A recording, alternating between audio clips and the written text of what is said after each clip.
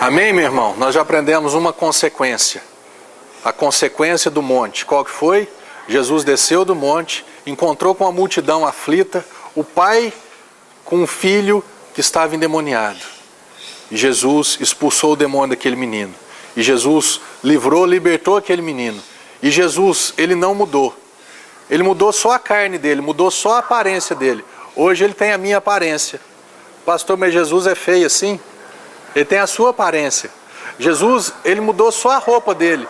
Ele mudou a carne dele. Hoje Jesus, ele tem a sua aparência. Ele continua querendo libertar e salvar as pessoas através da sua vida. Ele continua desejando servir as pessoas. Só que agora é vestido de você, vestido de mim, com essa nova roupa. Amém? Mais um texto aqui em Mateus capítulo 14.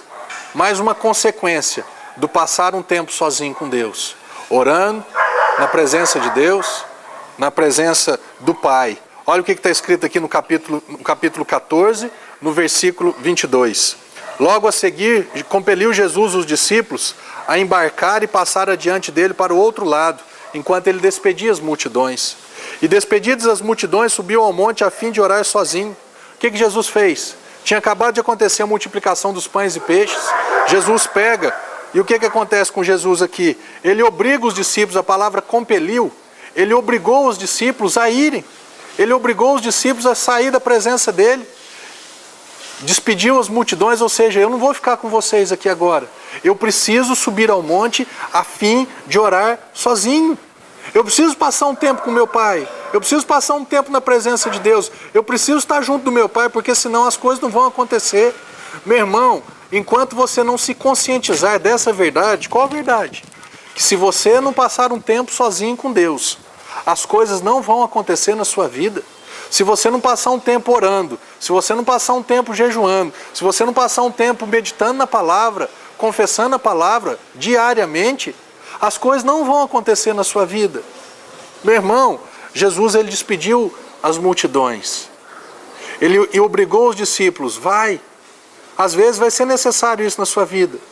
Você vai ter que despedir das multidões. Multidões de sentimentos, a multidão do cansaço, a multidão da tua cabeça de ansiedade, preocupação. Você vai ter que se despedir dos seus discípulos. Eu falo às vezes até para minha esposa, falo, ó, eu vou ficar aqui na igreja orando. Ou se não, hoje não faz almoço para mim, não, hoje eu não vou almoçar. Eu preciso passar um tempo sozinho com Deus. Você precisa passar um tempo sozinho com Deus. O que aconteceu aqui? Jesus foi para o monte e os discípulos foram atravessar o lago da Galileia. Aí a Bíblia diz aqui que o barco já estava longe, açoitado pelas ondas, porque o vento era contrário. E na quarta vigília da noite, foi ter Jesus com eles andando por sobre o mar. Quarta vigília, a primeira vigília começava das 6 às 9 da noite, a segunda das 9 à meia-noite, a terceira da meia-noite às 3 da manhã, e a quarta vigília era das 3 horas da manhã até às 6 horas da manhã, que aí já ia começar o dia. Na quarta vigília, vamos dizer, Jesus deve ter passado umas 10 horas orando. Jesus passou umas 10 horas no monte, na presença de Deus, orando. Orando para quê? Como é que Jesus voltou? Os discípulos estavam lá, na maior tribulação da vida, brigando com a onda, brigando com o vento, brigando com a água. E Jesus, depois de passar um tempo na presença de Deus, Jesus voltou andando sobre as águas. Jesus voltou tranquilo. Jesus voltou acima do natural. Jesus andou no sobrenatural. Jesus quer que você também ande no sobrenatural. Jesus está dentro de mim, Jesus está dentro de você. Ele quer que você ande como ele andou. A Bíblia diz lá em João, primeira carta de João, não sei capítulo ou versículo, fala assim, aquele que Jesus deseja que você ande como ele andou, assim andemos nós como ele andou. Jesus andava no sobrenatural. Jesus quer que você e eu também andemos no sobrenatural. A Bíblia diz aqui no versículo 26, que quando eles viram Jesus andando sobre as águas, eles ficaram apavorados, com medo, e Pedro gritou e falou assim, é um fantasma. Jesus falou, não sou um fantasma não, sou eu. não temais. E aí respondendo Pedro, disse, se és tu, Senhor, manda-me ir ter contigo por sobre as águas. E ele disse, vem. Eu gosto de fazer uma paráfrase aqui, dizendo assim, se você acha que você tem fé para andar sobre as águas, Pedro, então vem. Pedro, você passou esse tempo todo, eu passei o tempo todo orando. Você passou o tempo todo batendo papo com teus amigos. Eu passei o tempo todo na presença de Deus. Você passou o tempo todo aí no natural. E você acha que passando o tempo no natural, você vai andar no sobrenatural? Pergunta que Deus faz para você é essa também. Você acha que passando tempo no natural, se alimentando de conversa, se alimentando de notícia, se alimentando de coisas naturais, você vai andar no sobrenatural? Meu irmão, Pedro, descendo do barco, andou por sobre as águas e foi ter com Jesus. Só que deu um passo, deu dois, no terceiro passo ele já começou a olhar, reparando na força do vento, teve medo, olhou para o vento, olhou para a água, sentiu aqui e falou assim, eu estou ficando louco. Comigo e com você, se nós não andarmos, se nós não passarmos um tempo com Deus, vai acontecer a mesma coisa. Nós vamos começar até bem, mas aí de repente as circunstâncias, os problemas, as coisas naturais vão começar a ter uma dimensão maior do que o sobrenatural. E o que vai acontecer? E o que vai ser a consequência disso? E começando a submergir, gritou, salva-me, Senhor. E prontamente Jesus, estendendo a mão, tomou e lhe disse, homem de pequena fé, por que duvidaste? Você e eu, se nós não passarmos tempo com Jesus, nós vamos afundar. Nós vamos começar até bem essa caminhada, mas o fim dessa caminhada é afundar. Você quer andar sobre as águas ou você quer afundar? Essa é a pergunta que Deus quer que você responda. E vamos aprender aqui mais uma consequência do monte. Mais uma consequência depois de passar um tempo com o Senhor sozinho. Capítulo 8 de João diz assim, termina dizendo assim, o capítulo 7, cada um foi para sua casa. Jesus, entretanto, foi para o Monte das Oliveiras, e de madrugada voltou novamente para o templo, e todo o povo ia ter com ele, e assentado os ensinava. E os escribas e fariseus trouxeram à sua presença uma mulher que tinha sido surpreendida em adultério, e fazendo-a ficar de pé no meio de todos, disseram a Jesus, mestre, essa mulher foi apanhada em flagrante adultério. E na lei nos mandou Moisés que tais mulheres sejam apedrejadas. Tu, pois, que dizes? Jesus foi para o monte orar, passou um tempo na presença de Deus, e quando Jesus volta, ele começa a ensinar, ele começa a falar com alguns dos seus discípulos ali, e aí o que acontece? Os escribas e os fariseus, aqueles legalistas, guardadores da lei, trazem uma mulher que tinha sido pega em flagrante adultério, apresenta ela para Jesus e fala assim, Jesus, na lei de Moisés, essas mulheres precisam ser apedrejadas. O que você acha? Por isso que eu sou tão contundente, meu irmão, a respeito de lei e graça. Hoje uma mulher, quando ela é pega em flagrante adultério, se vivêssemos na lei de Moisés, essa mulher tinha que ser apedrejada, esse homem tinha que ser apedrejado. Por que então essa lei de Moisés passou e hoje existe o perdão, como nós vamos ver? E por que o dízimo não passou, meu irmão?